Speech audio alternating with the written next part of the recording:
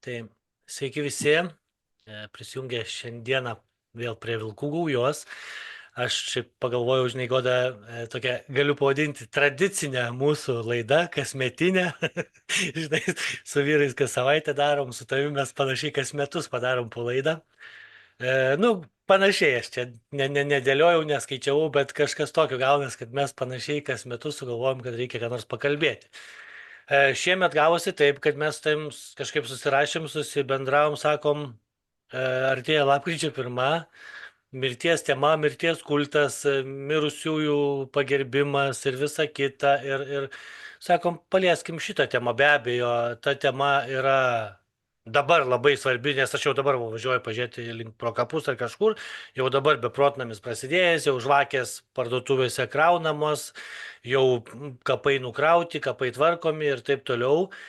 Tai aišku, tai ta tema yra ir tavo knygoje, ne? Mes vis tiek kažkaip mes grįžtam prie to, kad mes paliečiam kažkokias temas iš tavo knygos. Jeigu dar kažkas nematė tavo knygos, gal parodyktų ją žmonėm, Taip, tai gal kažkas, parodysiu ir priminsiu. Ir ši gal knyga yra ne tik mano, tai yra taip mano ir ir Raimondo. Raimondo Dikčiaus knyga Geografija transe. Ir joje mes rašome apie Azijos kultūras, bet už tų temų tarp eilučių, sakyčiau, visada yra palikta labai didžiulė terpė pamastyti plačiau apskritai apie mūsų egzistenciją, Mhm. apie mūsų visų trapumą ir laikinumą šiame pasaulyje. Ir mes su Raimondu paliečiame tokią gilę, labai sudėtingą ir be abejo žmonijai iki galo neatsiskleidusią, tik tai bandoma nagrinėti mirties temą. Juk mirtis, atvirai šnekant, yra vienas iš dviejų dalykų mūsų visų būtyje, kurį mes, kiekviena Neišvengiam. gyva būtybė, patiriame. Kitas dalykas, tai pirmiausia yra gimimas. Taip, O jau taip. antras dalykas, tai yra mirtis. Visus kitus Neišvengiam. nebūtinai visi neišvengiamai patiriame. Bet šie du fenomenai, ant kurių stovi mūsų visų egzistencija. Tai vat, mums tikrai nemažai keliavusiems po Aziją ir studijavusiems senasias unikalias archainės kultūras labai rūpi. Aš suprantu, kad nei vienas negali iki galo įlysti į tuos mirties užkulisius ir į anapusybę. Aš ir pati negaliu sakyti, kad žinau, kaip viskas vyksta po mirties ir ar išvis kažkas vyksta. Bet labai pavydžiu žmonėms, kurie yra įsitikinę, kad po mirties nieko nebūna. Aš jiems tikrai nuoširdžiai pavydžiu.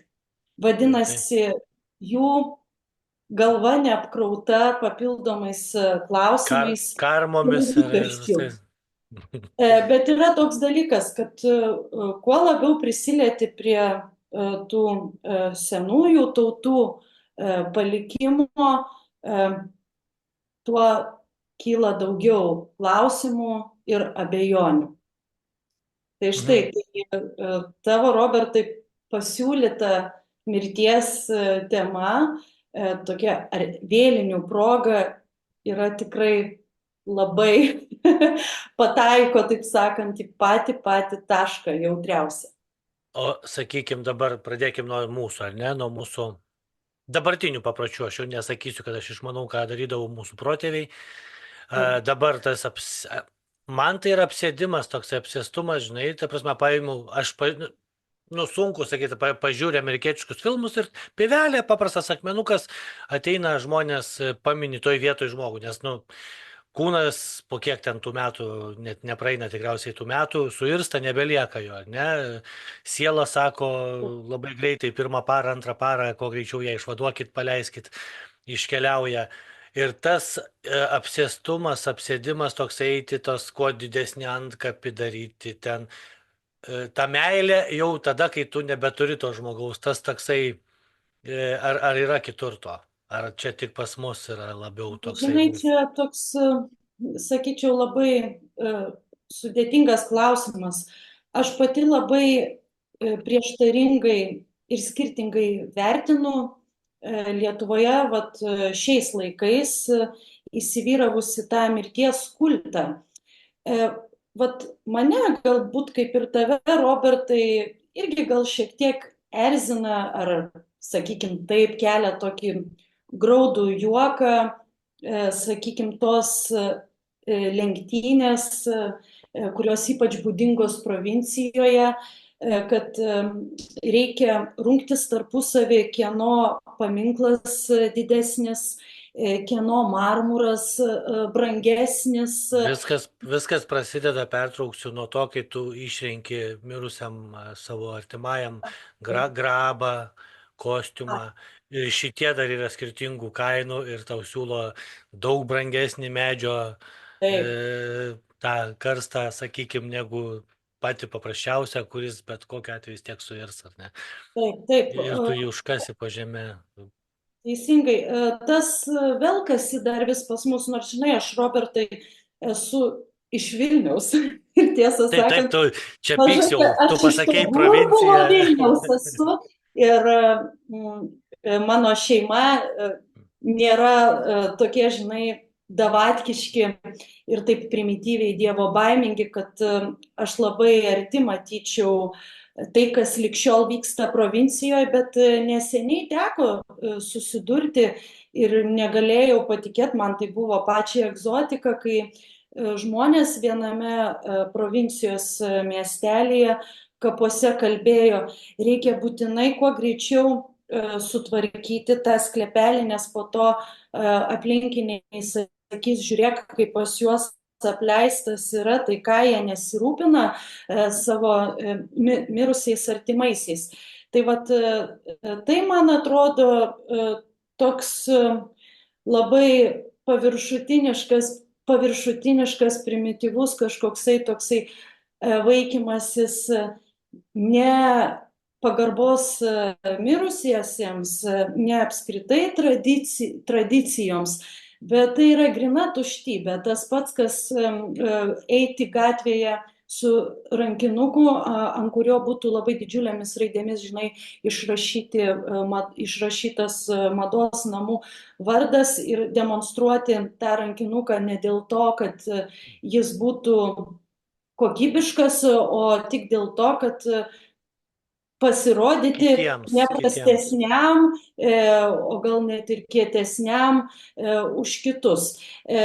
Bet čia va ta tokia viena, aš kaip sakau, provincialumo pusė. Bet žinai, Robertai, kas mane iki šiol ir jaudina, ir netgi žavi, kad nepaisant to, jog krikščionybė, o tiksliau katalikybė per šimtmečius labai baisiai naikino pagoniškasias tradicijas, todėl mes apie jas jau nieko nebežinome, jų neturime, o visa tai, kas bandoma tarsi atkurti, tai yra daugiau kaip spektaklis sukonstruotas iš fantazijų, o ne iš realaus atminimo, nepaisant to, kaip stipriai prasinešė kryžiaus žygiai, kaip inkvizicija siaubė visą vakarų pasaulį ir naikino visą tai, kas gyva,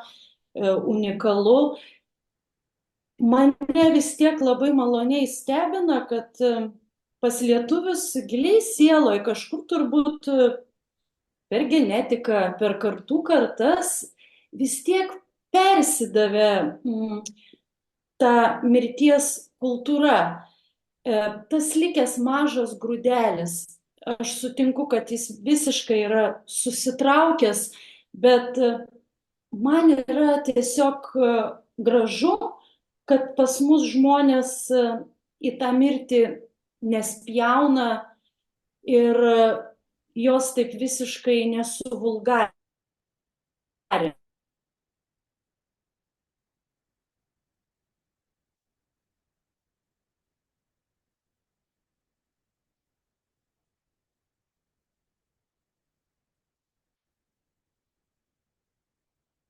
kažkokie, atskirkime nuo bandymo dar vis atrasti tą ryšį su mirusiojų pasauliu. Mhm. Mhm. Tai, man atrodo, nereikia nuvertinti tų švenčių, kurios yra susijusios su artimųjų, su velionių pagerbimu.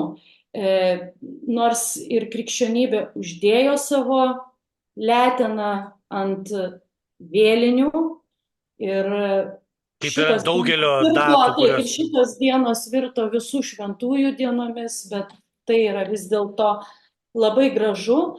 Ir kartais aš, vat, kai pasivaikštau ir kaip turistė tokia romantiška, ir kaip gidė, tarkim, po Vilniaus kapines, aš pasijaučiu kaip muziejuje po atviru dangumi ir labai dažnai gerąją prasme, ypač tose seniausiose arba vienose seniausių kapinių Vilniuje, tarkim, Bernardinų, Saulės kapinėse.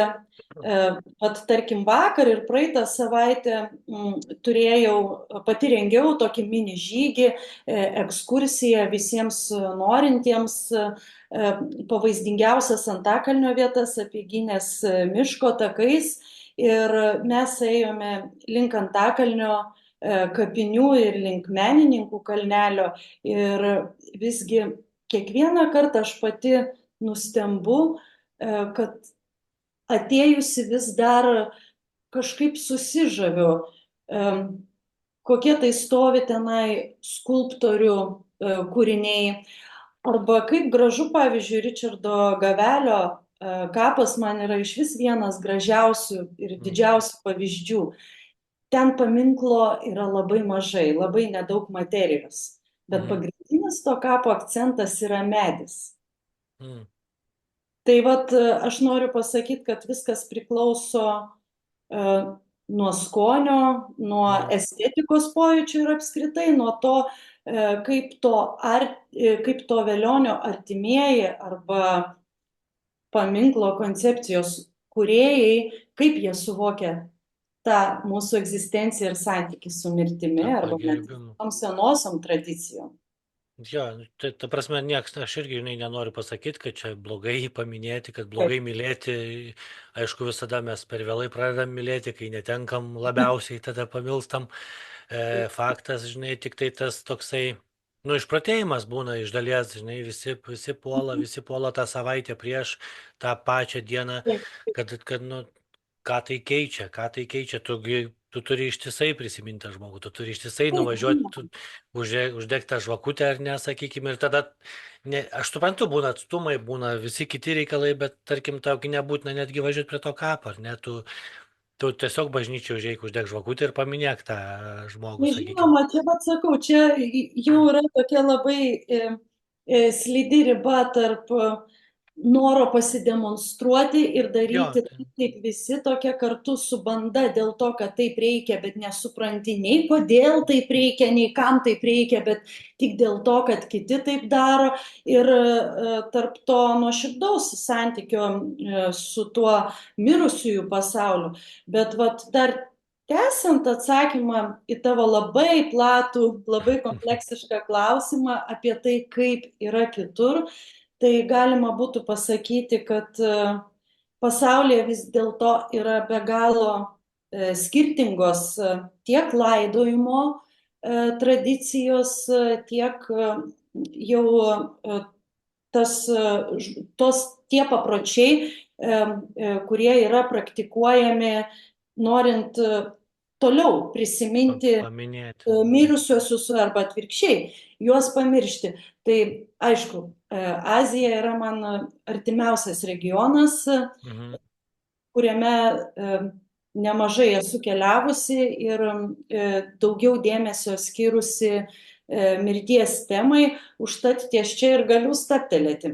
Tai, tarkim, man yra įdomiausia tai, kas liko Tibeto budizmo kraštuose. Pradėkim nuo to, kad tose šalyse, kuriuose yra praktikuojamas taip Tibeto budizmas, iki galo nesunaikintos, nors ir daugiau ar mažiau nyksta, bet tikrai dar nesunaikintos archainės tradicijos, kurios nesikeičia ne tik šimtmečiais, kai kurios ir nesikeičia net ir tūkstantmečiais. Kitas dalykas, į kurį atkreipiu dėmesį tose Azijos šalyse, tai yra įvairovė. Nors pas mus tas žodis įvairovė, atvirai šnekant, skamba Sugadintas. kaip pasityčiojimas, sugadintas. Man Azija yra tikros įvairovės pavyzdys. Ir čia aš turiu omeny tikėjimų, kultų, sektų, filosofijos mokyklų ir net dievybių įvairovę. Taigi tame tarpe turiu omeny ir laidojimo bei pasaulėžiūrų susijusių su mirtimi įvairovę. Tai štai galiu pateikti keletą pavyzdžių, kaip stipriai ten skiriasi žmonių požiūris į mirusįjį ir, tarkim, į jo sielą. Galbūt, aš keliu tik tai prielaidą ir tikrai labai atsargiai sakau, galbūt prieš daugybę šimtmečių ir pas mus buvo panašiai. Bet apie tai, kas buvo pas mus, aš nekalbėsiu, nes, kaip minėjau, tai, kas yra išnaikinta, labai būtų sunku rekonstruoti. Čia aš kaip pavyzdį greitą pateiksiu, kai atrado Japonijoje labai panašius mumifikuotus žmonės ir sarkofagus kaip Egipte, tai žinai, duoda daug tų galimybių, kad tikrai pas mus buvo kažkas irgi panašaus. Keista, kaip sunku suvokti, bet tikrai turėjo būti. Buvo kažkas panašaus, pas mus vis tiek yra išlikęs tas aidas apie tą vėlių keliavimą į dausas, labai labai tolimoje gilioje senovėje žmonių laidojimą tekančiuose vandenyse, ar yra likę Indijoje ir panašiai. Bet gerai, grįžkim prie to, kas iš tikro dar egzistuoja, kas dar yra pakankamai lengvai pasiekiama, fiksuojama ir vis dar perduodama iš kartos į kartą Azijoje. Tai, tarkim, kai keliauju su žmonėmis į Aziją ir, pavyzdžiui, lietuvių turistus, kai lydžiu į Ladaką, aš jiems kartais likus laisvo laiko po intensyvių dienos ekskursijų dar pravedu tokias trumpas paskaitėlės, trumpus pasakojimus temomis susijusiomis su Tibeto budizmu. Ir žmonėms lygiai taip pat pasakoju būtent apie tuos laidojimus ir apie požiūrį į sielą ir jos gyvenimą net ir po mirties. Tai žmonės labai pakraupsta, kai aš jiems papasakoju, kad, pavyzdžiui, Tibeto budizmo kraštuose, kai kuriuose iki šiol tai yra daroma, ne Ladake, bet kitur, pavyzdžiui, Tibete arba Mongolijoje. Vienas iš būdų atsisveikinti su mirusiuoju, tai yra atiduoti jo kūną laukiniams paukščiams, plėšriesiems paukščiams ir laukiniams gyvūnams sutaršyti. Tibete, pavyzdžiui, netgi dirba vadinamieji Rogyapos. Rogyapa, kaip aš vadinu, yra toksai mirties vadybininkas, kuris pasirūpina mirusiojo kūno paruošimu gyvajai gamtai. Tai reiškia, kad reikalui esant, jisai dar ir sulaužo kaulus, mėsą nuo kūno nuplėšia, ją sukapoja ir sumala, kad būtų paukščiams kuo lengviau ją paimti ir sudoroti. Iš likučių jis permala tokį, padaro vėl naują pyragą ir netgi iš žmogaus kaulų sumala tokius, kaip pasakyti, ir padaro miltelių masę, kurią dar paskui suvilgo ten ar su arbata, ar su kažkokia kita tokia drėgna esencija, sakykim taip, ir su campa ir padaro tokį tarsi, kaip sakau, pyragą, dar galutinai tiems plėšriesiems paukščiams.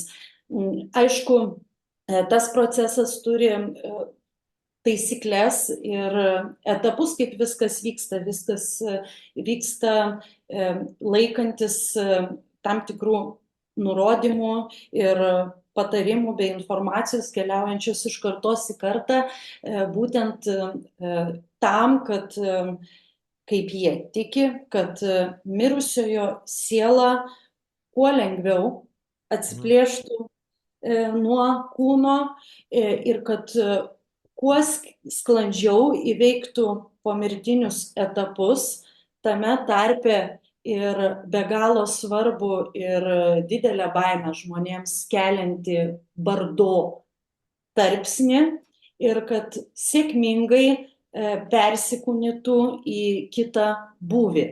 Tai vat būna žmonės klausydamėsi šitų pasakojimų pakraupsta, ypač vat krikščionis pradeda sakyti, kokia tai baisi nepagarba kūnui, kaip taip galima duoti jį sutaršyti žvėrims. Bet dabar vat pasižiūrėkime patys į tas krikščioniškas tradicijas, apskritai abraomiškas, sakykim taip.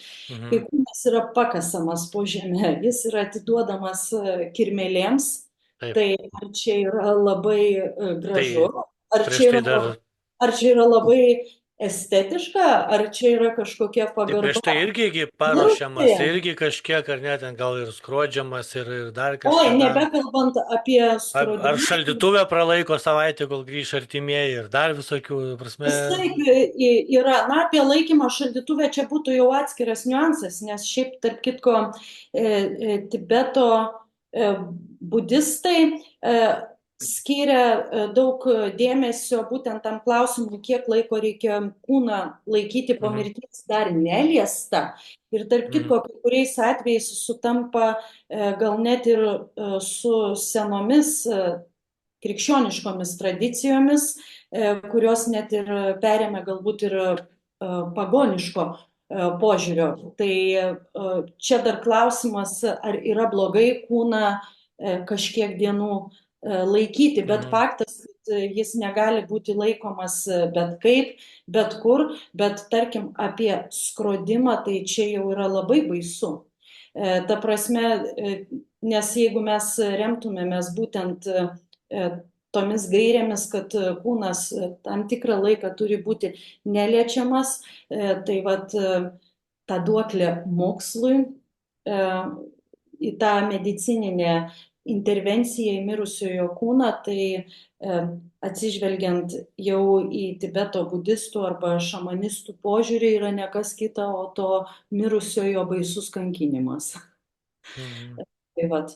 Tai žodžiu, tęsiant apie tą kūno atidavimą gyvajai gamtai, man labai patinka visgi tas budistų paaiškinimas. Juk visų pirma, mes turime priimti savo kūną tik tai kaip laikiną sielos rūbą. Kai tas rūbas susidėvi, kai jis suplyšta, jis juk tampa nieko vertas, jeigu jisai yra tuščias. Tai ką reikia padaryti, tai nebent tik tai jį sunaikint. Ir viskas, kad neterštų jisai žemės paviršių. Jeigu jau nebeatitaisomas. Taip, nes vienas pagrindinių budizmo filosofijos akcentų, ant kurių stovi visas mokymas ir gyvenimo būdas ir santykis su aplinka ir su pasauliu, tai yra būtent suvokimas visako laikinumo šiame pasaulyje, ypač šitų materialių dalykų. Ir budistai labai daug dėmesio skiria praktikoms, kurios padėtų šitą tiesą įsisąmoninti.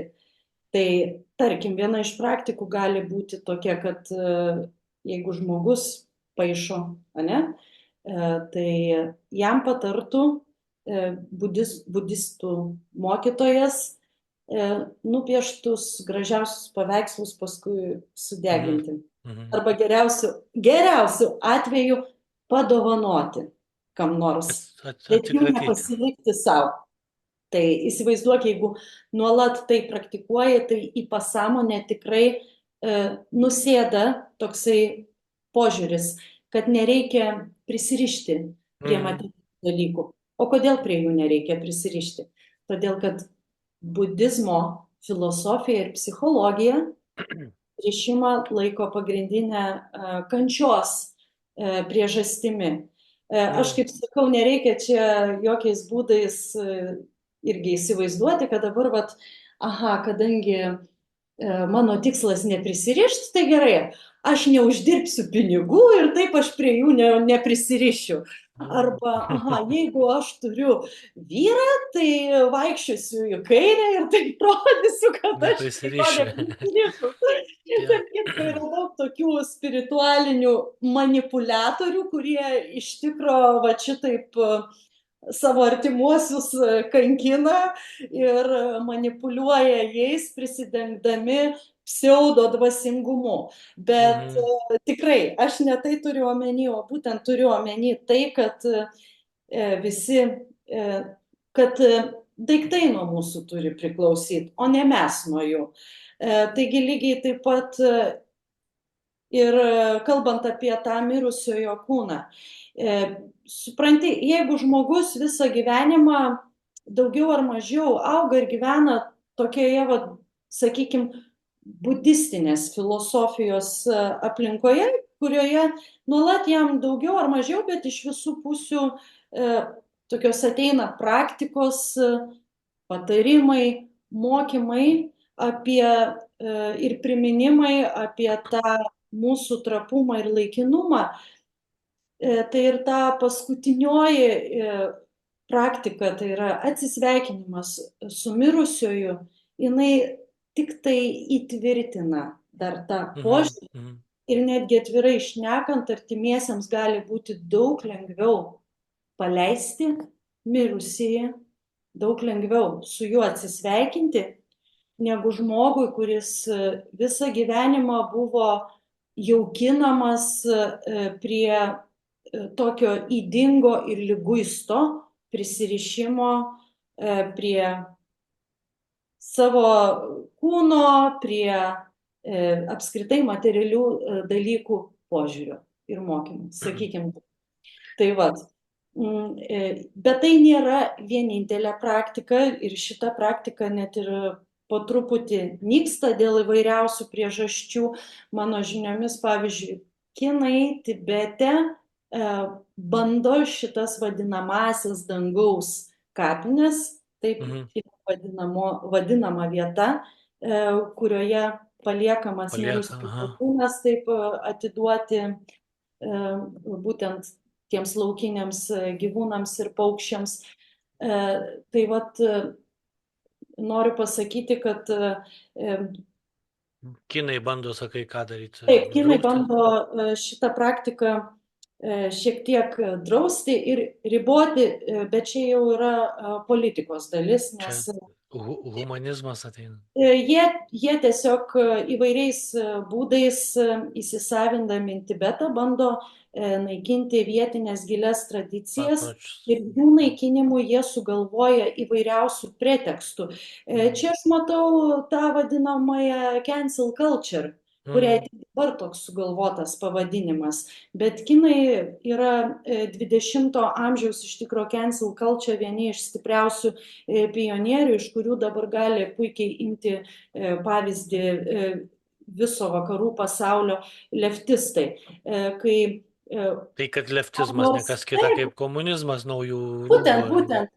Bet kai kokiai nors dar, pavyzdžiui, giliai tradicijai yra bandoma ieškoti tokio būtent preteksto ją uždrausti, prisidengiant pseudo kažkokių humanizmų. Nebe tas amžius, nebe tie laikai. Pseudo ekologija, ten tarkim taip kaip kinai visur ten baisiausiai tą Tibetą industrializuoja, stato jame milžiniškas gamyklas, baisiausias, kurios ten siaubingai teršia orą, bet vat vietiniams tai jau riboja galimybę deginti sviesto žvakeles, žinoma, prisidengdami ekologiją, neva tai teršia orą. Tai čia Nebekalbant apie tą mums visiems puikiai žinomą CO2 čia kaip karvių ideologiją, bezdėjimas taip, karvių bezdėjimą, kai jau ir ten mūsų asmeniniai tie taip, matometrai.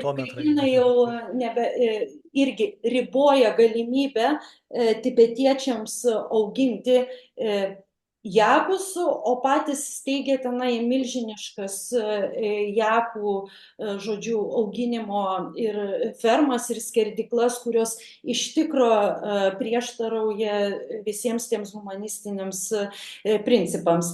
Na tai va, tai grįžtant prie mirties temos, ši tradicija po truputį nyksta, bet dar iki galo neišnyko.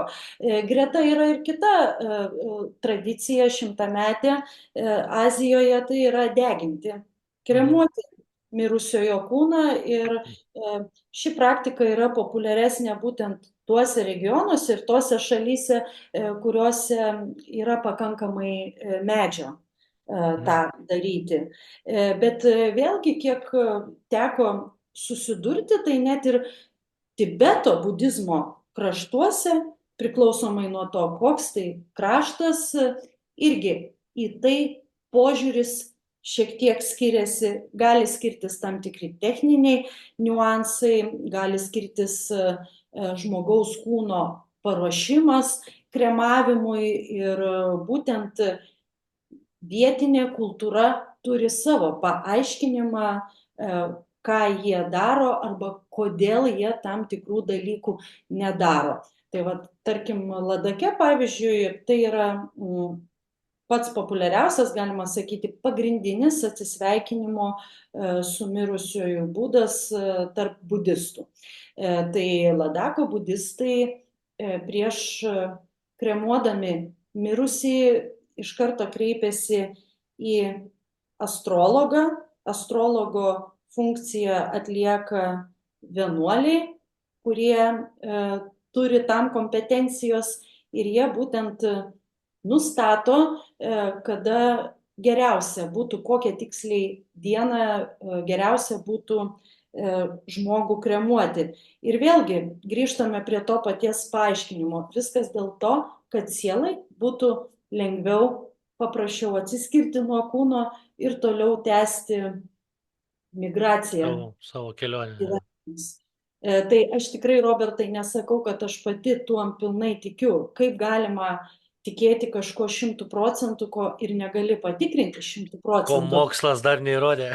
Taip, bet iš tikro Azija būtent mum ir leidžia bent jau prisiliesti prie šitų klausimų ir nepamiršti jų kelti, nes nežinau, kas būtų, jeigu kiekvienas žmogus savo gyvenime apsiribotų vien tik tai pačių žemiausių poreikių ir instinktų tenkinimu, pamiršdamas apie kažkokius šiek tiek, nežinau, sudėtingesnius dalykus ir subtilesnius dalykus. Tai čia toliau net ir galima būtų tęsti apie tai, kas yra siela, ar jinai išvis yra, ar ją turi kiekvienas žmogus, o gal net ir ne kiekvienas žmogus ją turi.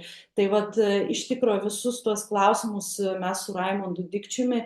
Tada jau kas yra žmogus, ateina klausimas. Taip, tai apie žmogų, tai čia už visą atskira tema, bet pat kalbant apie sielą, tai vat visus tuos klausimus mes su Raimondu Dikčiumi ir keliame knygoje Geografija Francija. Ir vėlgi pateikėme įvairių pavyzdžių, kaip kas traktuoja ne tik patį atsisveikinimą su mirusioju, bet ir būtent tą jo pomirtinę kelionę. Ir labai įdomu, kad senosiose kultūrose dominuoja toks esminis atsisveikinimo su mirusioju dienų skaičius.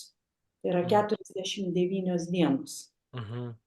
Ir jas net įtraukiamas toks tam tikras septynybės dėsnis, sakykim taip, apie jį jau labai smulkiai ir įdomiai rašo Raimondas, bet Mhm. jei kalbėtume grubiai ir apibendrintai, tai galima sakyti, kad visa ta mirusiojo tolimesnė migracija skirstoma į 7 etapus ir kai kuriuose tautose ir kultūrose aptinkama, kad būtent tuos etapus, kiekvieną iš tų etapų ir sudaro po 7 dienas.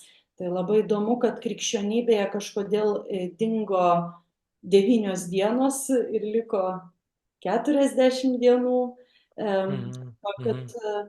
irgi įdomu, kad yra metinės tos vadinamosios mišios už numirusiai, bet tai ateina iš tikrųjų iš senųjų archainių tikėjimų, kad žmogaus siela galutinai atsiskiria ir atranda kitą būvį per metus laiko. Mhm. Budistai yra įsitikinę, kad terminas yra 49 dienos. Tai va, Persikūnijimo, ne? bet taip, ir atsiplėšimo nuo kūno, ir persikūnijimo, ir jau įsikūnijimo, taip, į Bendras toks. kūną. Bet aš kalbu labai apibendrintai. Iš Taip, tikrųjų, taip, va, tas taip, aišku. požiūris šakojasi į dar kitokias versijas ir atmainas, bet sakykim taip. Tai vat šita sielų migracijos tema yra tikrai labai subtili ir Nu, labai be abejo. sudėtinga. Be abejo, jo, aš čia, žinai, prisiminiau dabar prieš tai šnekėjom apie tos kapų puoselėjimus per daug, ar ne, ir karstų pirkimus ir visa kita, ir po to nepaleidimą, ar ne, vat, ir čia tokia atėjo, žinai, mano pokalbis, vat, kartais kirpyklose būna pokalbiai, nesukirpėję. Taip, Tai, taip, taip. tai, žinai, mes sakom, ant kiek žmonės esame egoistai, ar ne? Taip. Kaip aš dabar, numirė kažkas, kaip aš be jo, kaip aš dabar, viskas yra, Aš, kaip aš, aš, viskas į tai kaip sueina aš vėlgi. jausiuos. Aš koks vargšelis, aš kaip Taip, man už dabar be ką jo. mane Taip, taip. dievulis baudžia. Jo, Tai, jo. žinai, Robertai, tavo puikus pastebėjimas. Žinai, ką atkreipiau dėmesį? Vienas iš pagrindinių skirtumų tarp krikščioniškosios pasaulėžiūros ir tokios klasikinės gilios budistinės pasaulėžiūros. Tas, kad vis dėlto krikščionis per šimtmečius nusivažiavo iki to, kad būtent būtent labai išpūtė tą savo aš ir įsicentravo.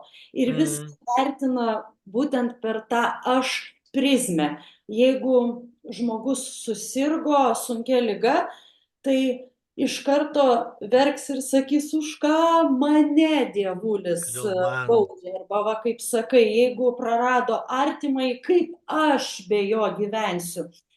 Budistinė psichologija visiškai kitur permeta svorį, į priešingą pusę. Tai yra, kad atvirkščiai reikia savąjį aš mažinti ir kad yra labai svarbu dosnumas ir atjauta. Čia turiu omeny tai, kad mes visgi turime stengtis daugiau dėl kitų, ne dėl savęs. Ir iš tikro, pirmą mylėti ne save patį, bet kitą. Čia galima, žinai, labai jo, bet savęs nemylėdamas tu kito irgi nemokėsi mylėti, irgi galima. Bet, žinai, tas posakis, pirmiausia, mylėk save, dabar yra taip žiauriai suvulgarintas. Jo, vėlgi, į egoizmą sutemta. Tokį baisų egoistinį lygį, kad man net yra bjauru apie tai kalbėti. Iš tikrųjų, moralė turi remtis tuo, kad pirmiausia, tu turi stengtis mylėti kitą ir daugiau atiduoti kitam negu savo. Tai vienas dalykas. Antras dalykas yra ta vadinamoji atjauta. Tai irgi kalbame apie tą patį, kaip žmogui yra svarbu pajausti kito skausmą, kito kančią. Jeigu tu negali padėti, nes taip negali būti, kad mes visiems visada galėsim padėti, tai nėra įmanoma. Bet bent jau pasisteng nekenkti ir tai jau bus gerai. Tai štai. Ir kitas dalykas, budistinė psichologija labai daug dėmesio skiria žmogaus individualiai atsakomybei už savo veiksmus skatinti. Kad ir ką žmogus bedarytų, jis turi suprasti, kad tai yra jo veiksmų pasekmė, kad viskas turi savo priežastį, viskas turi savo rezultatą. Todėl šiuo atveju, jeigu krikščionis klausia, už ką mane dievulis nubaudė arba ką aš tokio padariau, kaip keldamas retorinį klausimą dėl to, kai jam kažkas nutiko blogai, tai budistas iš tikro jis nuoširdžiai savęs turėtų paklausti, kurioje vietoje aš suklydau, ką aš tokio blogo padariau ir bandyti atsekti toje visoje veiksmų grandinėje savo klaidas ir jokiais būdais nekaltinti vien tik tai aplinkos. Taip. Viskas gali kelt klausimą, aišku, ir plačiau, tarkim, kad galbūt aš praeitam gyvenime kažką dariau. Ir tas yra taip. Tai va dar grįžtant į santykių su mirusiaisiais ir su netektimi, tai rytuose vis dėlto, ne tik budizme, bet ypač hinduizme, aš pastebėjau, kad visos tos atsisveikinimo su mirusiuoju ir jo paleidimo tradicijos yra vėlgi būtent nukreiptos į tikslą gyvuosius skatinti rūpintis kitais. Ne savimi, bet pirmiausia kitais. Gyvųjų tikslas tiek tarp hinduistų, tiek tarp budistų pasirūpinti būtent mirusiojo sielos gerovę, sakykime, ir tolimesnė tą kelionę po gyvenimus, o ne savimi. Tai štai, tai čia yra pagrindinis skirtumas. Žinai, man čia analogija tokia, vienas dalykas, aš dabar supratau, kad aš kažkiek budistas esu, žinai, nes kelionėje gilinantis į save, ne, ir savo vėlgi veiksmus ir pasiekmes, kažkada, žinai, atradau ten, gal kažkurioje knygoje ar kažkur, kad, viskas vis dėlto, tu savy ieškok priežasties. Ar tai būtų santykiai, ar tai būtų tavo kūnas, ar tai kas tai bebūtų, vis tiek kažkur tu galėjai kažką kitaip padaryti. Tu galėjai kur susipykai su žmona, ar ne, tikrai galėjai kažkurio momentu ir išvengti šito, nesvarbu, kas kaltas, kas pradėjo, nesvarbu, tu galėjai to išvengti visada, žinai. Kažką padarėjai, kažkur galėjai to išvengti. Tai ką norėjau dabar kitko pasakyti, žinai, pavyzdžiui, kaip bebūtų taip, mano, galima sakyti, mentoriai, ar ne, pagrindė žmonių, kurių klausausi daugiausia, Amerikoje yra, ar ne?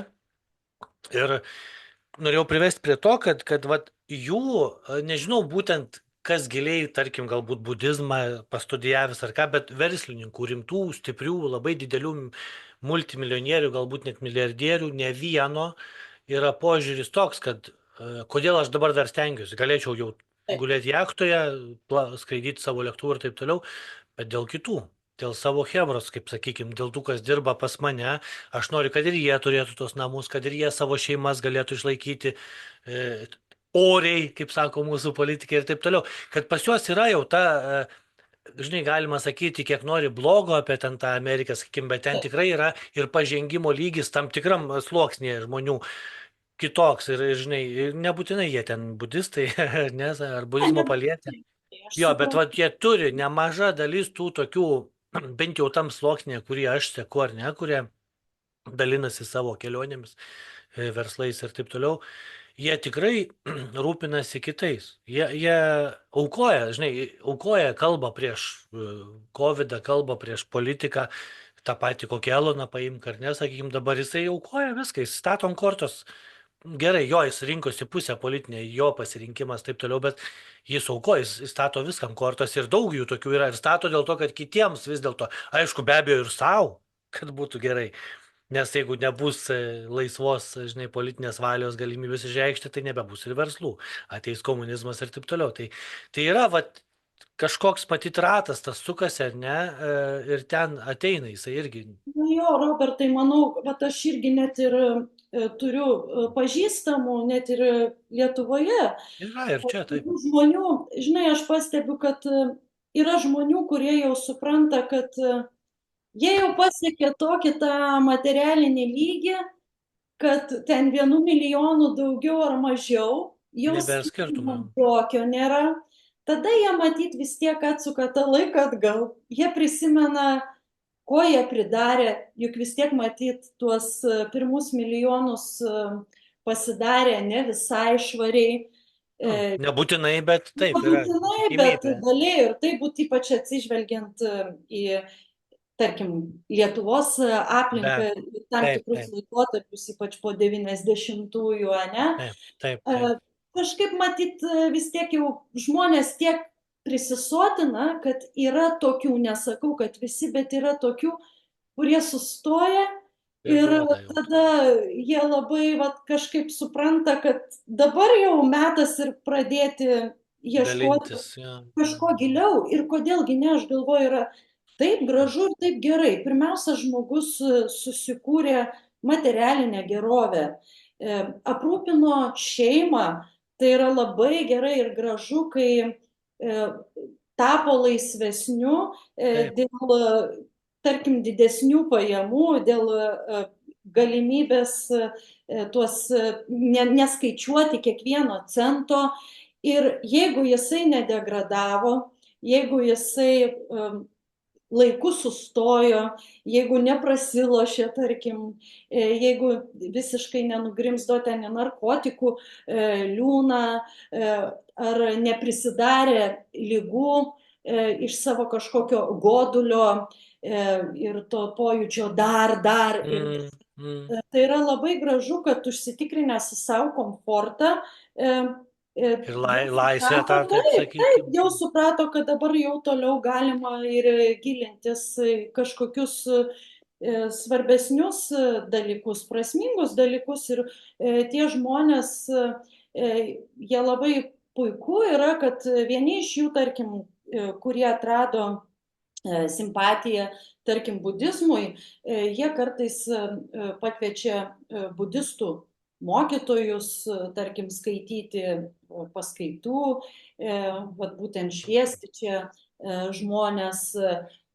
Kiti prisideda, ten, tarkim, anksčiau prisidėdavo prie jo šventenybės Dalai Lamos 14-ojo, tarkim, atvykimo į Lietuvą. Tie, kurie galbūt su budizmu nieko bendra neturi, o visgi liko artimesni krikščionybei, kas yra normalu, nes jeigu su ją augo nuo pat mažų dienų, jie vis tiek jau, tarkim, įstoja į tokius kaip Rotary klubus, kurių tikslas pagrindinis yra labdara ir panašiai. Tai teisingai, Robertai, sakai, šiaip iš tikro kiekvienas iš tų žmonių yra šiek tiek budistas. Čia tiesiog budizmo psichologija, man atrodo, jinai yra tokia pati sistemingiausia, griniausių pavydalų išlikusi, mokanti geriausiai apibendrinti, turinti tikrai be galo racionalią ir logišką sistemą, bet mes kiekviename iš tokių žmonių, kurie šiek tiek susimąsto anksčiau ar vėliau apie tą savo gyvenimo būtį arba susirūpina, kas bus po mirties. Taip, tai jie visi yra šiek tiek budistai. Net nežinodami to jo. Taip, sakau, toksai, niekada nėra tų absoliutybių, žinai, visi, ne visi negalima, žinai, bet va tas yra ta šeima, reiškia, va, natūralu yra, pirmą aš pasirūpinu savim, ar ne, ta savo šeima, tada ta šeima plečiasi, matyti, pas tuos va žmonės, tada plečiasi, tada yra, kas dirba man, kas dirba su manim ir taip toliau, ir tada gaunasi ta bendruomenė, kuria tu rūpinėsi, ar ne, čia ar tai versle, ar tai nueina iki politikos vis tiek. Kaip bebūtų taip, viskas yra politika, bet kad ir kaip mes nenorėtumėm to, vis tiek mūsų aplinkui kažkur kaip žinai, rūkas tvyro politika.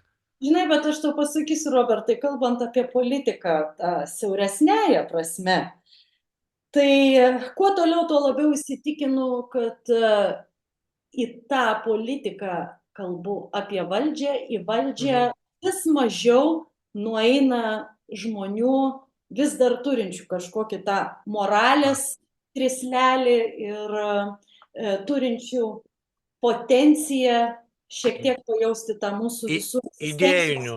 ir būties pulsą.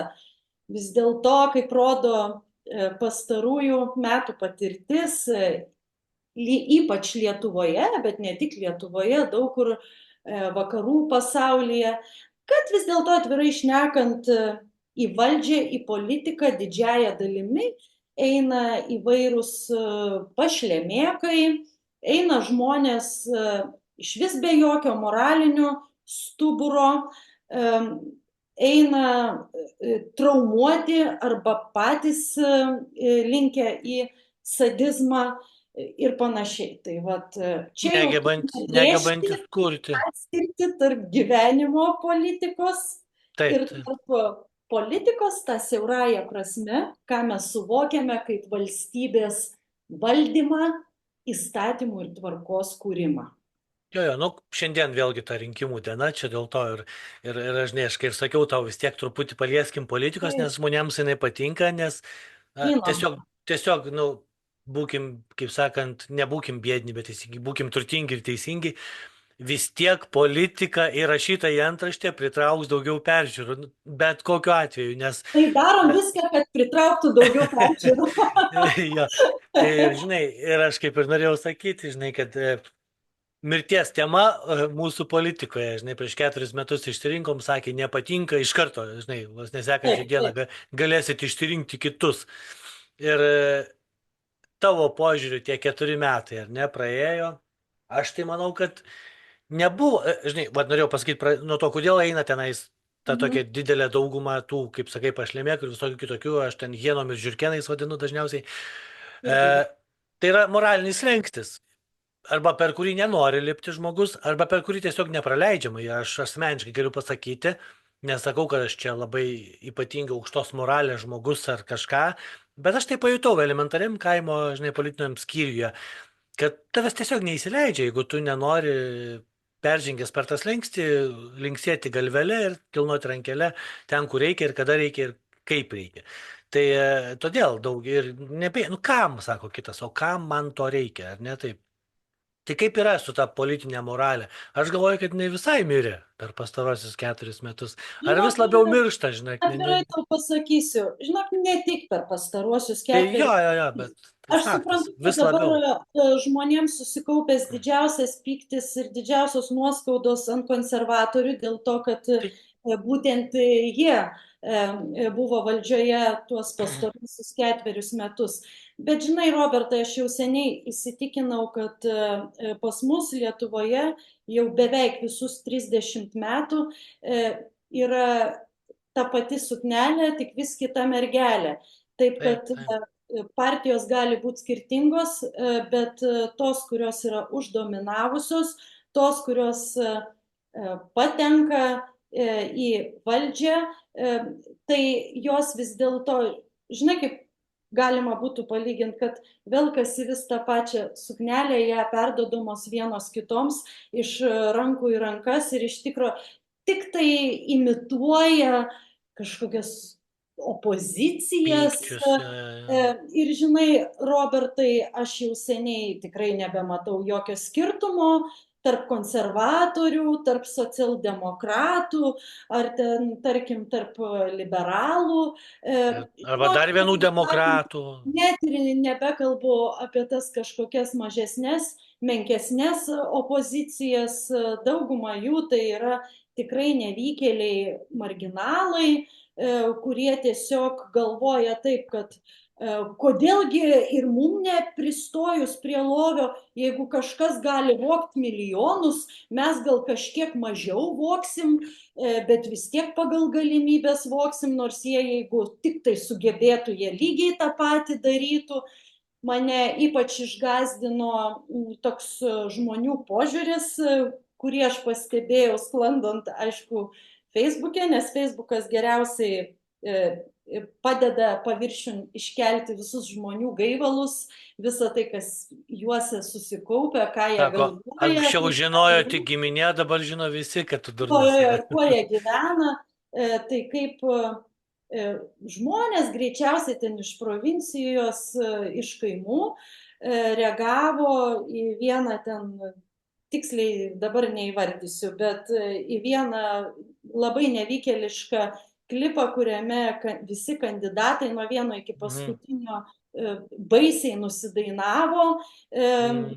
Tas klipas buvo padarytas iš vis be jokio skonio, su dideliu, nežinau, abejingumu, be Nu jokios taip, pagarbos nebuvo rinkėjui. persistengta tikrai. Taip, be jokios pagarbos rinkėjų ir klausytojų tikrai galima buvo padaryti geriau, net ir neturint tam lėšų. Atsižvelgiant Taip, į tai, kad už viso to stovėjo žmogus, kuris išmano muziką. tai vat būtent čia išvis yra klaiku ir aš nesuprantu, kaip ir tų, kurie išmano muziką ir tų, kurie tenai iš jų keli turi klausą, kaip vat jie tokios neturėjo savigarbos ir leido tokį cirką padaryti. Tai mane labai išgąsdino to klipo rėmėjų, paprastų, reiškia, rinkėjų požiūris, jis buvo daugybę kartų pakartotas, kad kas kaip moka, tas taip šoka. Tai Mhm. vadinasi, su tokiu požiūriu visi lenda ir prie lovio. Nes Mhm. galvoja, koks skirtumas tenai, kas kaip moka, tas taip šoka, nu Tai bandysiu, bandysiu o ko pralysti. ne, o ko ne. Vakar tenai pardavinėjau saulėgrąžas už prekystalio, šiandien gal vat pakandidatuosiu, arba, nežinau, 5 metus iš eilės buvau pašalpiniu, dabar gal jau metas gauti tą didesnę pašalpą, vadinamą Taip, taip, Seimo nario algą taip, ir taip. panašiai. Tai mane pribloškė, kaip žmonės nesuvokia, kad būtent šiuo metu labiausiai reikia profesionalumo. Na, o grįžtant prie tų pastarųjų 4 metų, tai kaip minėjau, aš galiu pasakyti taip, kiekviena ta dominuojanti ir jau savo pozicijas per daugybę dešimčių metų, žinoma, su aukštesnių jėgų matyti iš Amerikos protekciją užsitikrinusi partija, kiekviena turi vat, savo marazmus, iš kurių gyvena. Tai va dabar, pavyzdžiui, žmonės ten baisiausiai kaltina tuos konservatorius, aišku, tai yra visiškai normalu, visi pritvinkę yra pykčio ant jų, matydami, kaip jų akyse buvo buvo grobstomas valstybės biudžetas, kaip tyčiojamasi iš mūsų visų, kaip dabar prisidengiant ginklavimusi, jie bando ten jau nuo žmonių nulupti paskutinį kailį. Ir iš tikro, pavyzdžiui, yra labai pikta, kai, tarkim, jeigu aš kaip freelancerė kartais nesusiskaičiuoju tiksliai ir man Mhm. būna sodra uždeda vadinamąjį plaisą apribojimą ant mano sąskaitos, jeigu aš turiu 120 eurų skolą, kuri ten susidarė per keletą mėnesių, nes kažkur kažkokį mėnesį neprimokėjau iki Mhm. galo, neapsižiūrėjau, dar kažkas. Tai aišku, pikta, kai tuo metu tenai tarnybos netikrino ir praleido tenai, nežinau, milijoninius pavedimus, arba kaip nieks nematė, kaip yra atvirai vat būtent grobstomi mūsų visų mokesčių mokėtojų pinigai. Bet vat noriu pasakyti, kad nereikia jokiais būdais tikėtis, kad tos kitos partijos dabar vat bus būtinai geresnės už konservatorius. Jeigu tie, kurie mažiau voks, tai jie daugiau, pavyzdžiui, gali žmonės persekioti. Va, tarkim, atsiminkim valstiečius ir atsiminkim Skvernelį, kuris ir yra kilimo iš valstiečių ir nesvarbu, kaip ten dabar ta jo kita partija vadinasi. Aš labiau kildinčiau jį iš struktūrų, žinai, Na jėgos. taip, taip, tai aš suprantu, kad Iš mentūros, grubiai jo, sakykim, jo, jo. taip. Tai vat čia yra labai baisu, nes tie visi kiti, pradedant ten Nemuno Dešra, baigiant skvernelininkais, jie visgi, aš taip jaučiu, kad jų arkliukas yra tikrai šitą valstybę padaryti Kontrolę. policinį. Ir Nusakėgi, du pasirinkimai žymiai kuo banditų ar taip, būtent ir kad būtų kuo daugiau draudimų, kuo daugiau sekimo, vėlgi prisidengiant tokiu pretekstu, kad turim kovoti su korupcija ten ar su atras preteksto. nusikalstamumu, tai čia visada galima prigalvoti kilnių tikslų, bet galų gale visa ta kova susiveda į paprastų žmonių kiekvieno žingsnio ir judesio kontrolę, reguliavimą. Pavyzdžiui, tikrai žmonės, kurie seka politinį gyvenimą ir turi ilgesnę atmintį negu kad ten, tarkim, metai laiko, tai puikiai pamena, kas įvedė vaiko teisių apsaugos buldozerį Lietuvoje, kas jį paleido, kas įvykdė tą siaubingą vadinamąją Matuko reformą. Pavyzdžiui, valstiečiai ir būtent prie jų daugiausia buvo persekiojamos šeimos, prie jų daugiausia žmonės kentėjo dėl visokių niekniekių susijusių su jų vaikais. Jeigu neklystu, viena iš ten tų tokių aktyvesnių buvo Šakalienė, ne? Taip. Po to jinai dabar šitą ponę jau apie ginklus labai daug nusimano ir apie ginkluotę. Taip, jinai savo darbą tuo metu padarė kompromiškai, po to perbėgo į kitą partiją ir visiškai nesvarbu, kur jinai ten perbėgo, svarbu, ką padarė ir ką palaimino. Tai tokių politikų dėka po truputį vis daugiau įsigali tokių totalitarinės kontrolės mechanizmų mūsų šalyje. Bet vėlgi pasižiūrėkime, ko galėsim tikėtis iš socialdemokratų. Mes su tavim kalbame rinkimų dieną, kai mes nežinome galutinių rezultatų, bet aš galėčiau lažintis. Žinoma, jie jau turės nemažai galios svertų šitoje naujoje kadencijoje. Tai remiantis jų retoriką, apskritai jų patirtimi, tai galima prognozuoti, kad nuo visų žmonių bus nuluptas paskutinis kailis. Žiūrėk, vien jau Blinkevičiūtės pažadus. Jinai žada, reiškia, žmonėm prieinamas būsto nuomos kainas. Čia tas prieinamo, žinai, tą juoką apie prieinamumą, žinai, prieini ir nueini. Jo, prieini ir nueini. Šiaip jeigu rimtai, tai čia yra baisu, nes po jos lozungų slepiasi siekis, aš nesakau, kad tai būtinai padarys, bet tikėtina, kad tai padarys, jeigu tik tai gaus nurodymą arba palaiminimą iš tų aukštesnių jėgų, kad reikia lupti paskutinį kailį nuo tų žmonių, kurie trupučiuką kažką turi. Galbūt turi antrą būstą, galbūt turi laisvą kambarį studentui išnuomoti, nebekalbant jau apie tuos, kurie turi ne tik antrą būstą, bet galbūt ir sodybą paveldė, galbūt nusipirkti dėl žemės sklypų ir visa kita. Šiaip iš vis nekilnojamas turtas yra, kaip aš sakau, lietuvio šventa vertybė, prie kurios iš vis negali joks įstatymas lysti. Tai turi būti tokie objektai, kurie yra visiškai neliečiami, nepajudinami, nepriklausomi. Ir neapmokestinami vėl ir vėl. Bet visiškai turi būti neapmokestinami, kad tai turi būti toks lietuviui garantas, kad nesvarbu, ar krizė, ar karas, ar gera ekonominė situacija, ar prasta, kad jis visada žinos, kad gali iš savo paveldėto, užgyvento arba įgyto nekilnojamojo turto prasigyventi ir gali nebūtinai jį paversti pagrindiniu pajamų šaltiniu, bent jau alternatyviu. Taip, papildomų.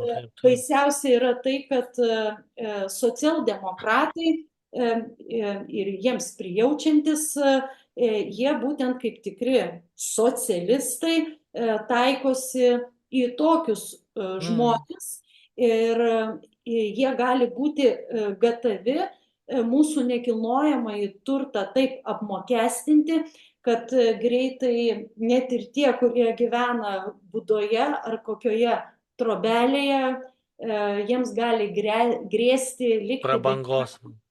Taip, tai vat, žinai, Robertai, aš manau taip, kad ir į kokią pusę mes bestume, į kokią partiją mes bestume, kiekviena jų vis tiek prisideda prie tos valstybės žudimo. Čia, vat, Ilguoju laikotarpiu žiūrint, taip, vis taip, tiek yra tai į tą pačią būna, pusę. kartais žmonės miršta dalimis. Tiesa, vat, ypač labai sudėtingas būna tas procesas senatvėje, kai po truputį atsisako veikti tam tikri organai. Tai žinai, va dabar pavyzdžiui, ne aš vat pasižiūriu, netekome laivyno. Greitai mes galime, aš nežinau, netekti geležinkelių. Ta prasme, greitai mes nieko nebeturėsime vieną dieną atsibudę. Galbūt dabar nuskambės labai sąmoksliškai, aš nesakau, kad visiškai nešaržuoju, juk reikia šiek tiek pašaržuoti tam, kad sulauktume daugiau žiūrovų, tai vat daugiau peržiūrų, bet šiaip jeigu rimtai aš keliu tokią vat prielaidą, yra nuojauta, kad šitos visos kadencijos viena po kitos daro viską, kad Lietuva, kuri iš tikro turi labai daug potencijos klestėti, vis dėlto taip nuosekliai skurdina, kad ją tokia paliktų visiškai laisva, tokia tuščia, sakykime, net ne laisva, o tuščia dykynė, paruošta pasiimti galbūt net ir pačiai Rusijai. Žinai, Yra kitų ten teorijų, bet jo, viena iš... Jo, pirmą nustekenam ją dalimis. Išvarom, kaip sako, tuos, kurie gali kovoti. O tada vat, leiskim pasiimti. Ateis ir viena lapa mus pasiims. Žinai, tiesą sakant, Zelenskis kažkada atrodė labai toksai daug vilties teikiantis savo šaliai, bet ką padarė, kad kai tik tai pasakė, kad turės jo šalis branduolinį tenai ginklą, visą tą branduolinę sistemą, tai kažkaip neužilgo ir karas prasidėjo, tai jau net, žinai, galima čia taip užkulisiuose pajuokauti, kad turbūt jie susėdo su Putinu ir taip pat susitarė, gražiai pakalbėjo, kad Zelenskis sako, žinai, aš negaliu tau savo ten šalies šiaip vatimti ir atiduoti ir sakyk, vatimk ir viskas, nu tai vaidinkim ten kažką, žinai, darykim, eskaluokim karą ir tada vat, jau atiduosiu aš tau. Čia, žodžiu, tik tai viena iš... Čia vėlgi prieinam prie tų teorijų, kurių yra apstu. Bet, žinai, amerikonai ten jau dalį paėmė tos Ukrainos. Grįžtant į Lietuvą, žinai, Robertai, aš vat, dabar, vat, ypač aš mėgaujuosi tuo ankstyvų rudeniu ir kartais vat, aš einu, net siela dainuoja, vat, pavyzdžiui, kai aš vaikštau po savo tenai gražų Antakalnį ir vis dar matau Pavilnių regioninėme parke žalumos, nes ne visas dar Pavilnių regioninis parkas iškirstas. Matau ir džiaugiuosi už tos žmonės, kurie kiekvieną dieną gali brangiausiose Vilniaus kavinėse valgyti pietus ir gerti brangę rūšinę kavą. Aš tą sakau be jokios ironijos. Man yra gera matyti, kaip žmonės dar mėgaujasi ir džiaugiasi tuo gyvenimu, bet aš galvoju, kas po to slypi. Po to slypi milžiniškos valstybės skolos. Kiek šiai dienai, Robertai, mūsų valstybė yra prasiskolinus?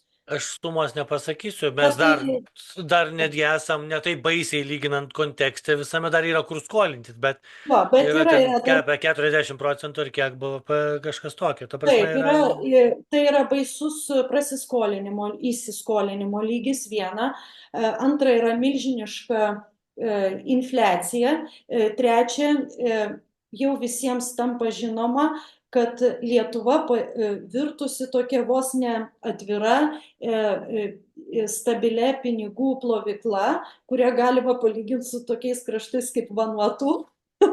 ar kitais labiausiai atsilikusiais kraštais, kurie naudojami kaip tos kloakos vamzdžiai juodų pinigų plovimo. Tai dar gerai, jeigu pinigai čia, kai kurie tie lieka ir čia lieka dalelė. cirkuliuoja. Taip, ir čia padeda kelti ekonomiką, bet didesnė dalis yra išplaunama ir aišku, to įrankis šiomis dienomis yra tie visi vadinamieji startuoliai ir vienaragiai. Vienas kitas ten galbūt iš tikro yra pelningas ir jie yra pateikiami kaip pavyzdys, bet didesnė dauguma tai yra tokios pinigų klakos. Prasukyklos. Taip, pinigų vamzdžiai Prasukyklos. pumpuoti iš vieno vamzdžio į kitą vamzdį. Tai aš lenkiu link to.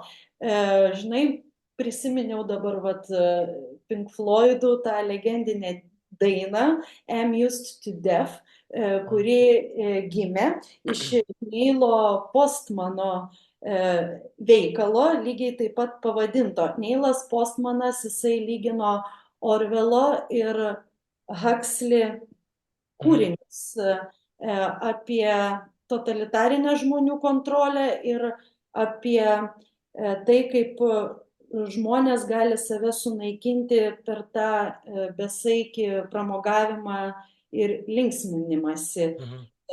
Tai šiuo atveju totalitarinė kontrolė labiau reprezentuoja Orvelo kūriniai, tiek Gyvulių ūkis, o ypač 1984. O Huxley daugiau tą žmonių užzombinimą per jiem tokius pakištus dirbtinius linksminimosi stimuliatorius. Sakykime, tai ar čia nebus tas atvejis, kad mes irgi visi užsilinksminsime iki mirties ir ar nebus taip, kad vieną dieną pamatysime atsibudę, kad mes jau nieko nebeturim. Nežinau, man čia dar viena tokia analogija kyla. Žmonės 10 metų, kurie turi sodybas Labanoro regioninėme parke.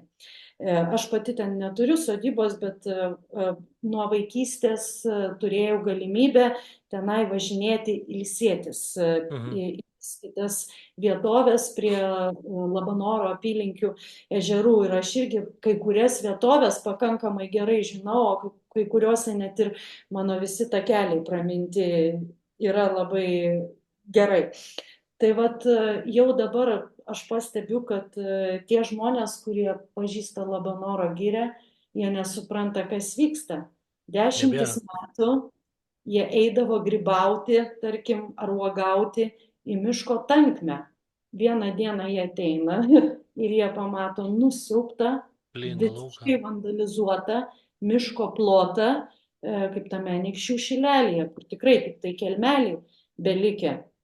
Nelikę žvėrių, visa suardyta ekosistema, natūrali ir taip toliau.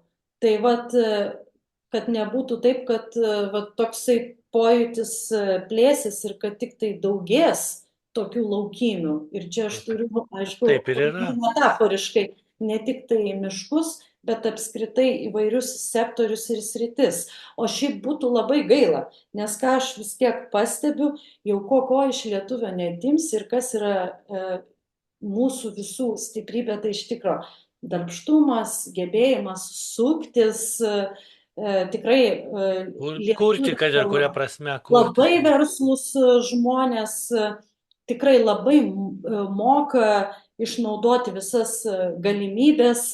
Svarbiausia, kad jiem nebūtų kliudoma nei vykdyti importo, nei eksporto, nebūtų kliudoma kurti, nebūtų kliudoma savo patiems kurtis tas darbo vietas. Tai man atrodo toks labai baisu, kad čia dabar su nauja kadencija, visai nesvarbu, kas tenai toje koalicijoje surinks daugiau balsų, čia jau nebe tame esmė, kokia ten partija užims daugiau vietos, kad tai nebūtų, kad vieną dieną mes atsibundam ir sužinom, kad čia už mūsų nugarų patyliukais arba mum besilinksminant jau to vos ne iki mirimo buvo priimti kažkokie drastiški sprendimai, dėl kurių mes galim netekti ten, tarkim, savo pajamų šaltinių, galimybių suktis arba To paties turto. taip, arba to paties turto. Tai vat čia Jo, yra tai daug naujų grėsmių, tai žinai, dar baigiant. Man jo. juokingiausia, kai žmonės agituoja balsuot, nepaisant to, kad neturi jokių savo simpatijų ir favoritų.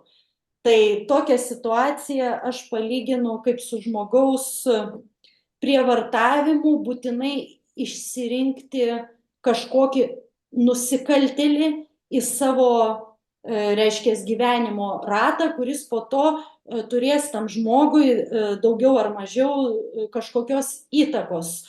Tai va, kaip aš sakau, va, pastato eilę prieš mane nusikaltėlių ir sako, žiūrėk, Vis tiek turi va išrinkti vieną. šitas žulikas tai prievartauja tik tai moteris, bet vaikų tai nežagina, tai tu geriau už jį balsuok.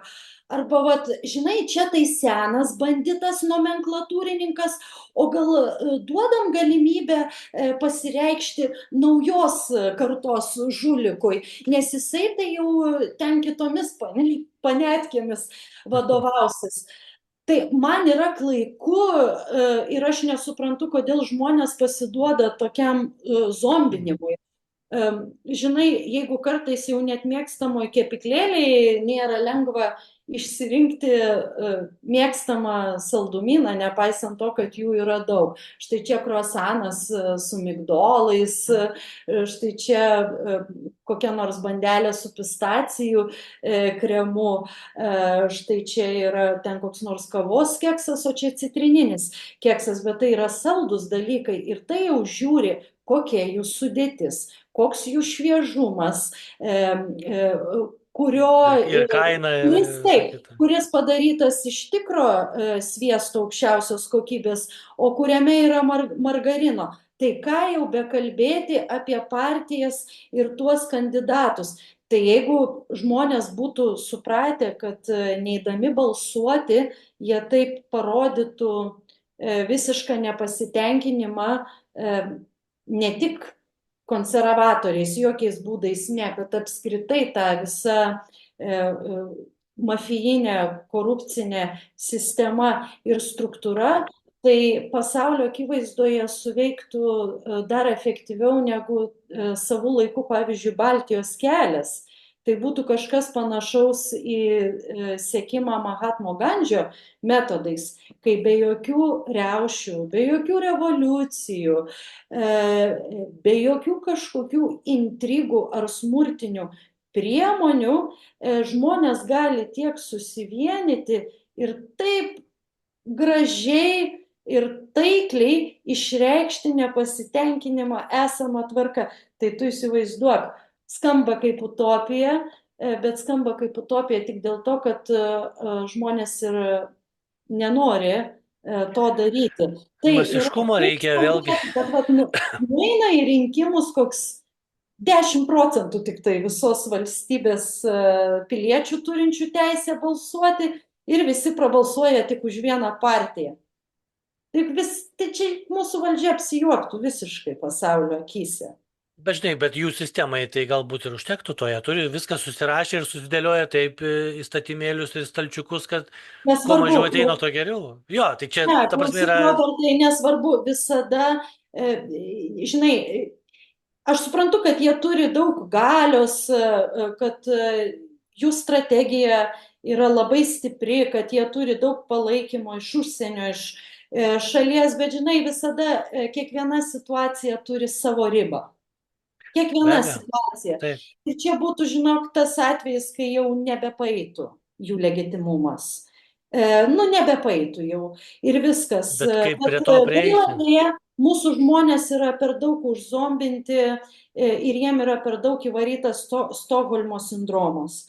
Kad eik balsuot, nesvarbu, kad tave čia skriaudžia, tave kankina, kad tu nepatenkintas, esi vis tiek eik balsuot. Ir, čia taip pat kaip buvo, kad tu turi išsirinkti ar vienos rūšės ar kitos rūšės tirpalą į save, vis tiek kažkur į rinkis. Būtent, kad žinai, arba čia tas atvejis toksai, kad žiūrėk, arba tu man duok gražiuoju, arba aš tave išprievartausiu. Tai jeigu tu nori būti išprievartauta, nu, tai Nu duok taip, gražiuoju. susitarkim gražiuoju. Jo, susitarkim gražiuoju. Arba vat, tas pats, kas jeigu netinka analogija su nusikaltelių įvairovė, tai gal kitaip galiu pateikti. Ateini į restoraną ir jame, žinai, vienintelė užkandinė ir jame, žinai, joje jauti ten tą seno aliejaus tvaiką ir tau, žinai, yra meniu, nu gerai, kepta duona, supranti, bet tau ją parodo ir tu matai, kad tenai pirmas dalykas jinai išmirkyta nežinia kokio senumo aliejuje, kitas dalykas tokia kieta, kad tu dantį gali nusilaužinai, bandydamas kas.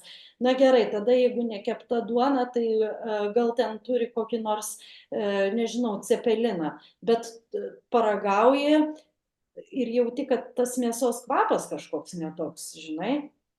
Tai, tie, kurie va tai va agituoja rinktis kažkokią neva mažesnę blogybę, tai čia tas pats, kas jeigu tau nepatinka kepta duona, kurios neįmanoma įkasti ir vien nuo kurios jau turi riebalų tave gali supykinti. Tai paragauk tą cepeliną, kuris yra prikimštas jau pasibaigusio galiojimo, gal net ir pradėjusi tenai. Arba Kijevo kotletą tam pačiam aliejui keptą, ne? Taip. Nu tai tu supranti ir mane labai stebina, kaip tikrai dar žmonės yra taip užvaldžiusi tą iliuziją apie kažkokią įsivaizduojamą opoziciją arba didesnį gėrį arba mažesnį blogį. Tai, kad tenai galbūt vienas kitas padoriai atrodantis žmogus bando eiti į valdžią, tai aišku, yra puiku, bet nebūkime naivus. Vienas ten ar du žmonės tikrai nieko nepadarys šiai dienai. Ir vat sistema tiek žmonės prišėrė, kad visi supranta, kad dabar vat jau valdžia yra kaip lovys, iš kurio galima vat tik tai bandyti, reiškia, Pasisemti savo. Pasisemti, reiškia, pašarų kažkokiu pasisemti, arba tik tai savo ir savo šeimai, arba savo hebrai, viskas. Kad ir tą irgi, aišku, puikiai parodė ir pastarojo meto paviršiun lendantis ten pavieniai skandalėliai.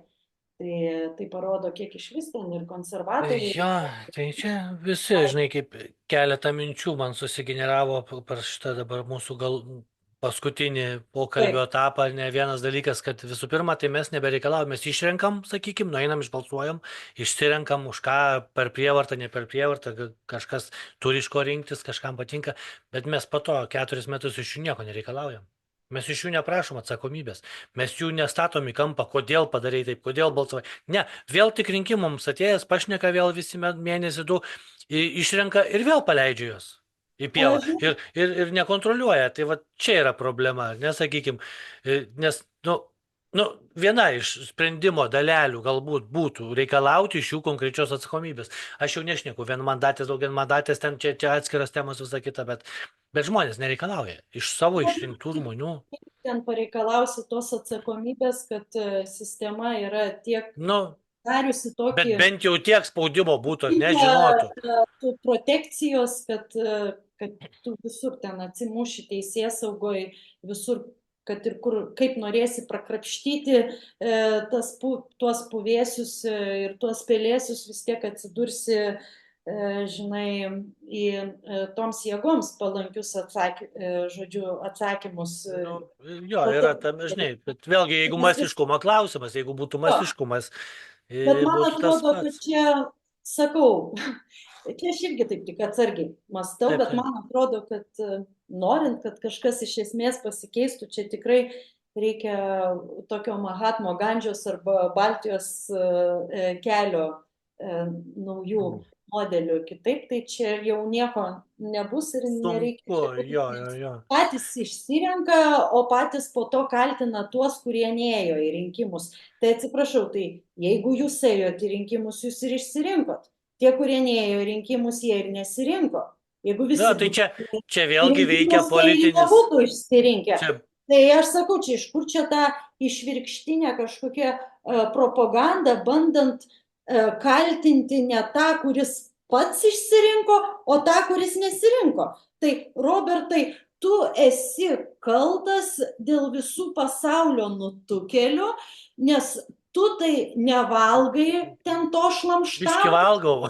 Nu, nesvarbu, įsivaizduokim, kad tu nevalgai to Taip. tenai tų burgerių Kaip šlikščių, tu drįsti savo, ar ten leisti? atitirpintų spurgų, tai vat tu jas savo porciją atiduodi tiems, kurie neturi valios ir dėl to tu esi kaltas, kad jie yra nutukę kaip kiaulės. Taip. Supranti, ką aš turiu? Taip. Tai, ne, nu tai čia žiūrėk, čia yra skaldyk ir valdyk dar vienas iš įrankių tiesiog ir viskas paduoda, jūs pykitės. Viskas yra paprastai ir aišku, nieks nesikeitė nuo anų laikų. Jūs kaltinkit tuos ir jūs daužykitės ir kaip tu sakai, tūsinkitės. Jo, jūs tūsinkitės, pykdamiesi, gerdami, vartodami, o mes ten darysim, ką mums reikia. Žinai, čia geras posakis yra, kad tikėti ten aklai politikų, tai yra tas pats, kas striptizo bare, žinai, tikėti, kad tu patinki striptizo šokėjai, žinai.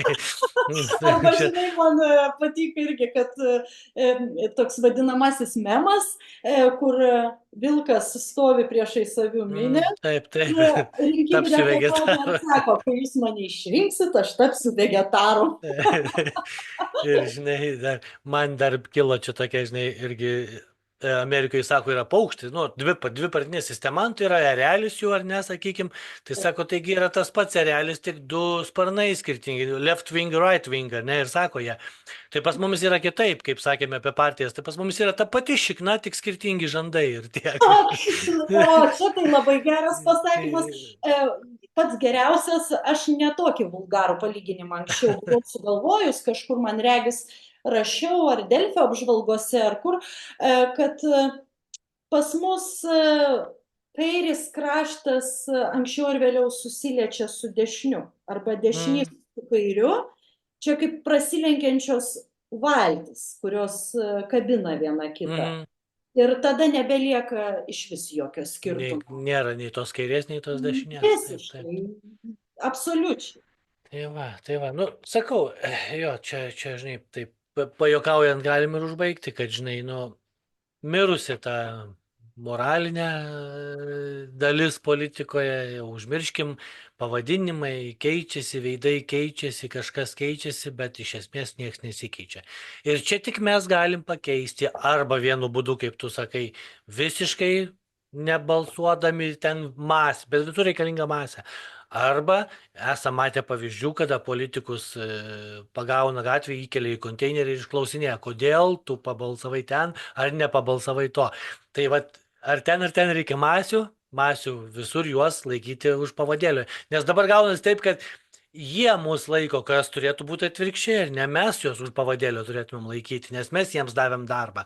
Ne, tai aišku, jie yra mūsų tarnai, bet aš turiu dar kitą alternatyvų pasiūlymą, kad jeigu jau jaučiam, kad mes nieko padaryti negalim arba nenorim daryti, tai yra kitas variantas. Vėlgi, grįžkim prie budistinės filosofijos ir budistinės psichologijos plačiaja prasme. Daryti viską, kad kuo mažiau būtume priklausomi jų sprendimo. Ir pirmiausia, patys prisimkim atsakomybę už savo veiksmus, nesitikėdami čia nuo to reikėtų pradėti. pametamų skaniukų iš valdžios pusės. Kad aš nesakau, kad aš to nekalbu kaip kažkokia guru arba kaip kaučerė, jokiais būdais ne. Ir į tokį statusą nepretenduoju. Aš pati savo turiu daug pretenzijų. Bet aš noriu pasakyti, kad būtų puikus siekinys mums visiems, kad nesvarbu, kokius įstatymus jie priims. Visiškai nesvarbu, ką jie ten darys, kaip jie bandys ten kokius draudimus įvesti, kaip mus kontroliuoti. Mes turim kurti savo tokį gyvenimą, kuris būtų kuo mažiau priklausomas nuo jų sprendimų. Tai reiškia, kad turėti įvairių alternatyvų. Nebūti įsikibus tik į vieną darbą, nebūti įsikibus tik į vieną komercinę veiklą, nebūti įsikibus į kokią nors vieną partiją kaip į viltį ar į vieną politinį asmenį kaip į mesiją ir daryti viską patiems pagal savo galimybės, Čia kas yra atrodo pamatas. naudinga ir gerai. Jo, čia vienas iš mano tų sekamų žmonių, kur sakau, ne, multimilijonierių žmogus, Taip, kuri dabar dirbantis, turintis viską, nusipirkęs buvusio prezidento, žinai, Mizūryje gyvena jisai, Uliso, Amerikietis. Taip, Uliso Granto nusipirkęs rančą didžiulę ten, ta prasme, viską jau turi žmogus, sakykime, išskirt vaikų, nu nedavė, Dievas jam galimybės turėti vaikų, netame esmė, jis aukoja viską ne, ir sako, mums reikia ne ginklų revoliucijos, mums reikia kultūrinės revoliucijos. Ir tai prasideda nuo kiekvieno tavęs. Tu esi tas pokytis, kurio tu nori šalyje savo. Ar ne?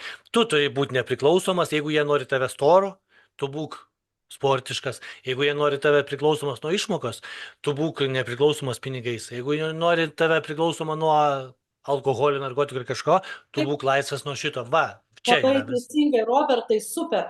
Jeigu tu jauti, kad jie nori tave užnerti ant banko paskolos, nu neimk tos paskolos. Bet ir kaip tam metu atrodo Ir lengviau, panašiai, geriau ir ir čia patogiau. galim Jo. tęsti šitą Taip, taip. sąrašą. Tikrai taip, pritariu Tai tau. va, tai čia, bet jau šį kartą tikriausiai ir pabaigsim čia šiam kartui, šią Jau laikas kasmetinę laiko. laidą, gal ir dažniau. Jeigu dar kažkas ne nuo pradžių matė, gali parodyti dar knygą žmonėm, galbūt kažkas norės dovanų, galbūt tie pokalbiai, ką mes kalbėjom, ypatingai pirmoji dalyje apie mirties garbinimą, kultą ir apeigas, jie prašyti pas jūs ne tik tai, yra daug visokių tų temų prašyta iš jūsų kelionių, tai gal netgi kokią nuorodą įkelsiu, ar ne, sakykime, kur nupirkti galima tą jūsų knygą, ar tiesiog tavo profilį kokią. Noriu pasakyti, kad šita knyga Geografija transe, ją prekiaujama didesniuose knygynuose, mano žiniomis yra dar ir Akropolių Pegasuose.